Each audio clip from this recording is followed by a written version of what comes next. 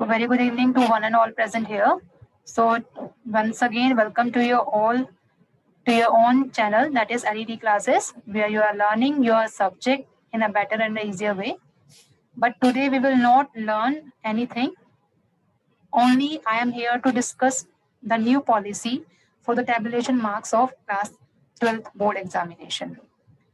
So as you all know that board examination has been cancelled by the CBSE, and it was start on the that dated as 1/6/2021.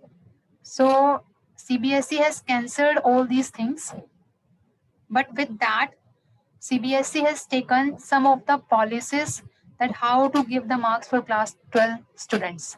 So there are some of the challenges before CBSE, and there are objective also regarding this policy, that how the results calculated for the actual examination of class 12. So there are mode of assessment for that class 12 board examination. With that mode of examination, they had considered the three classes, that is class 10, class 11, as well as class 12. So with that, they considered the theory bifurcation of marks of in theory as well as practical internal assessment. So we know that in class 12, we are having the theory marks either 80, 70, 60, 50 or 30. Means any subject contains, like physics, if we are talking about physics paper contains 70 marks. Similarly, chemistry, if we are talking about, then 70 marks. And other papers might be it is 80, 60. It depends on the examination or subject. Similarly, with that, we are having the practical or internal assessment marks also, like in physics, chemistry, we are having 30 marks practical. Similarly, in painting, we are having 40 marks practical. So similarly, we are having this practical internal assessment in all the subjects, including the total marks 80 plus 20 is what? That is 100. Okay. So with that only, 80 plus 20, that is 100, or 70 plus 30, that is 100.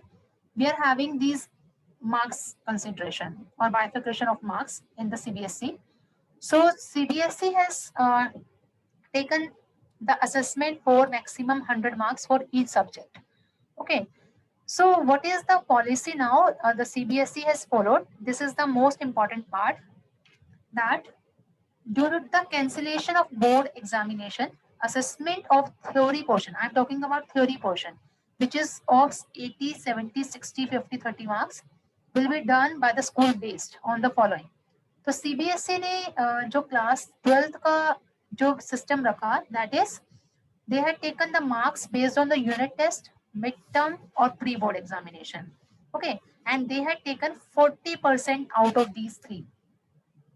Either the school consider unit test, midterm or pre-board examination. So CBSE has considered the 40% marks of class 12. Similarly, for class 11th, if we consider, then marks based on the theory component of final exam. This is very important part, कि सिर्फ जो final exam हुए हैं बच्चों के, सिर्फ 11th class के वही मार्क्स कंसिडर होंगे, and that is 30% only. 30% marks जो है क्लास 11th के मार्क्स पे कंसिडर होंगे. ऐसे ही अगर हम क्लास 10 की बात करते हैं, तो क्लास 10 में उन्होंने बताया कि मार्क्स जो हैं वो एवरेज थ्योरी कंपोनेंट के बेस पे होंगे, और उसमें से भी best 3 performing subject out of main 5 subject के दिए जाएंगे, और वो भी क्या लिया जाएगा, 30% दिया जाएगा उसका. तो अगर हम यहाँ पे टोटलिंग करें 40 प्लस 30 प्लस 30, ये हो गया आपका 100% पूरा. तो सीबीएसई ने जो कंसिडरेशन की है वो क्लास 12th की 40%, क्लास 11 का 30% और क्लास 10 का भी 30% कंसिडर किया है. तो ये जो है आपकी थ्योरी के बारे में बात चल रही है, this is of theory only, theory subject. लेकिन जो मार्क्स है प्रैक्टिकल और इंटरनल असेसमेंट के क्लास 11th के, वो एक्चुअल बेसिस पे ही लगेंगे, जो कि सीबीएसई पोर्टल पे ऑलरेडी अपलोड हो चुके हैं. और जो टोटल मार्क्स अवार्ड किए गए हैं with the past performance of the school in class 12th board examination, तो जो सीबीएसई के मार्क्स कंसिडर किए जाएंगे वो पास्ट परफॉर्मेंस के बेसिस पे भी किए जा सकते हैं क्लास 12th बोर्ड एग्जामिनेशन पे. उसके लिए उन्होंने कुछ टर्म्स एंड कंडीशन बताई हैं. जैसे अब ये असेसमेंट है, उसकी components and assessment and components, उसमें क्या बताया गया सीबीएसई वालों ने कि in according with the points above, the broad distribution of marks assigned to various components on the basis of which the final marks of every student will be computed is as follows. तो कैसे marks किए गए इन्होंने compute, जिसमें हमारे पास यहाँ पे theory और प्रैक्टिकल मार्क्स दोनों दिखाए हुए हैं। ये हमारे थ्योरी के मार्क्स हैं 80, 70, 60, 50, 30, that is of different different subjects. तो क्लास 10th का लाइक 30% अगर उन्होंने कंसिडर करना है तो 30% 80 का कितना हो जाएगा 24। सिमिलरली 70 का कितना हो जाएगा 21। वैसे क्लास 10th में आपका 80 मार्क्स का ही पेपर होता है, लेकिन इन केस अगर कोई एग्जाम ऐसा है जो कि लेस देन 80 है तो उसमें जो 30% कंसिडर किया जाएगा वो इतना कंसिडर किया जाएगा। सिमिलरली क्लास 11 के केस में 30% सेम रहेगा जैसे कि आपने क्लास 10th में देखा। ऐसे ही क्लास 12 की बात अगर आती है, जो हमने 40% लेना है मिड टर्म का या यूनिट टेस्ट का या प्री बोर्ड के बेसिस पे, 40% आउट ऑफ 80 जो रहेगा दैट इज 32 मार्क्स। ऐसे ही 70 में से अगर 40% कंसिडर करना है तो वो 28 मार्क्स होगा। सिमिलरली 60 में से 40% होगा 24, 50 में से 40% होगा 20, और ऐसे ही 30 में से 40% कितना होगा आपका 12। आई होप यहाँ तक आपको समझ आया होगा। तो उसके बाद जो किया गया है यहाँ पर, ये है प्रैक्टिकल मार्क्स, कि अगर 80 मार्क्स का कोई एग्जाम है तो उसमें 20 मार्क्स का प्रैक्टिकल या इंटरनल असेसमेंट हो सकता है। सिमिलरली 70 मार्क्स का अगर एग्जाम है तो 30 मार्क्स का प्रैक्टिकल या इंटरनल असेसमेंट हो सकता है। ऐसे ही हमारे पास 60, 50, 30 के प्रैक्टिकल और इंटरनल असेसमेंट दे रखे हैं। तो अगर हम टोटलिंग करें तो क्लास 10th का तो एज इट इज ये रहेगा 24, 24, 21, 21 out of 16, 18, 15 and 9। Similarly class 11 का भी 30% ये रहेगा, this is of 30% out of 30%, this is out of 30%।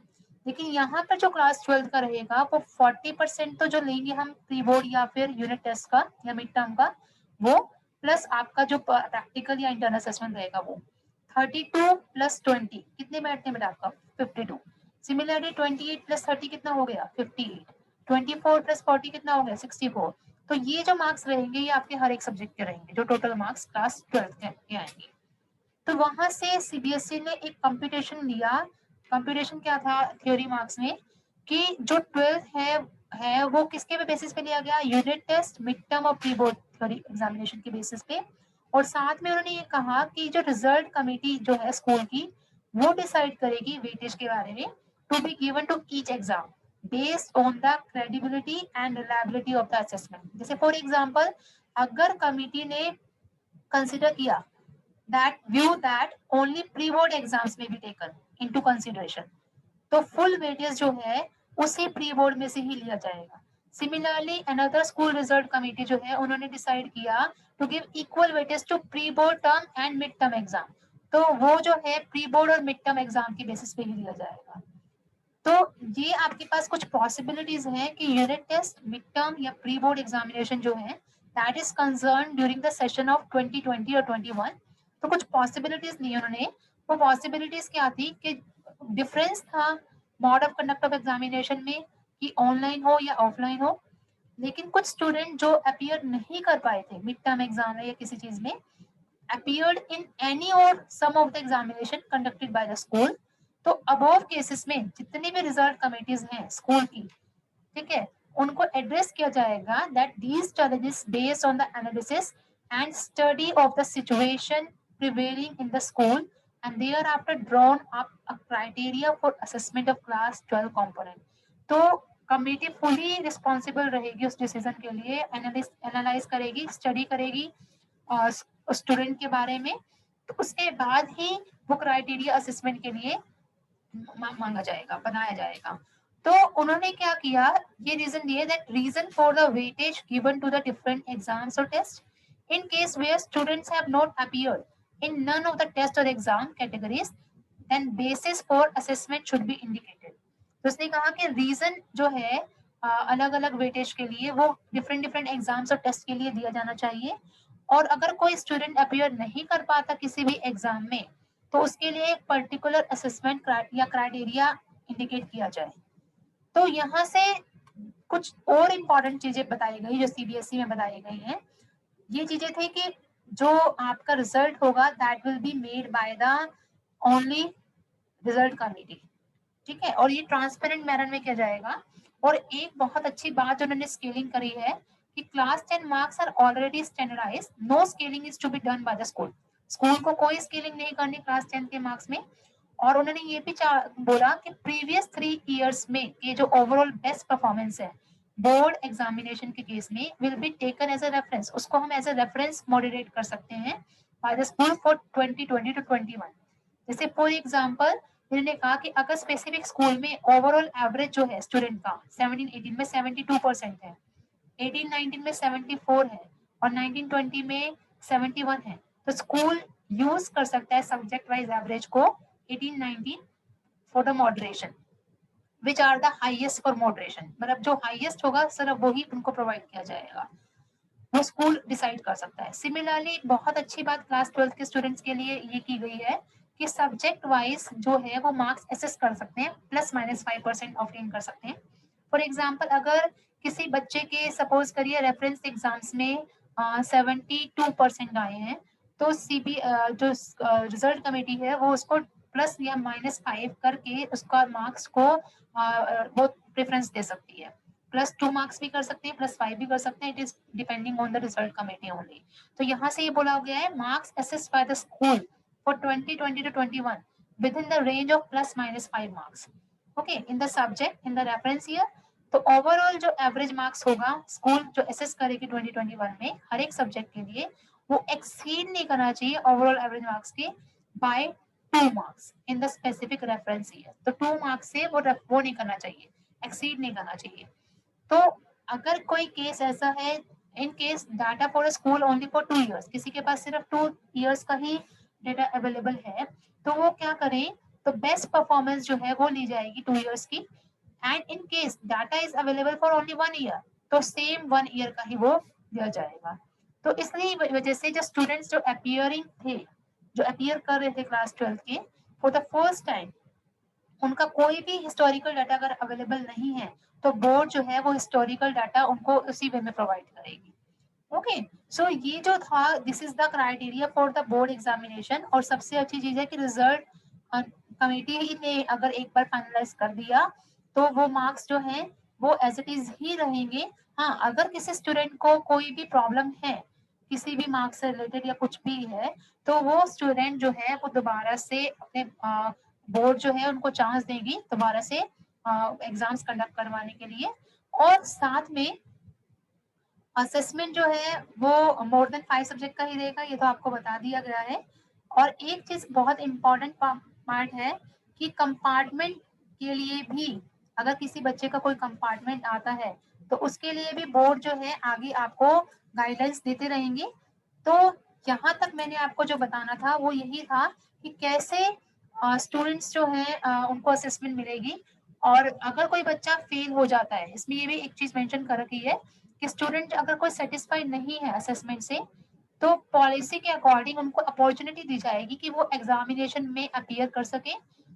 Okay, और as per this policy marks जो स्कोर हुए थे लेटर एग्जाम में will be considered as final. जो लेटर एग्जाम में बच्चा अगर मार्क्स अगर मान लीजिए लेस लेता है या फिर हाई लेता है, तो वही मार्क्स कंसिडर किए जाएंगे उसी के अकॉर्डिंग। तो यही चीज थी जो डिटेल आपको बतानी थी क्लास 12 के अकॉर्डिंग। तो प्लीज इसको कंसिडर करिए और जितना हो सके इसको शेयर करिए, सब्सक्राइब करिए हमारे चैनल को। और प्लीज इसे उसकी असेसमेंट के बेसिस पे आप अपने मार्क्स को भी कैलकुलेट करके देख सकते हैं, जो कि सीबीएसई ने ली है 30% 10th में, 30% 11th में और 40% 12th में। तो इसी के साथ I am saying please take care of yourself and thank you.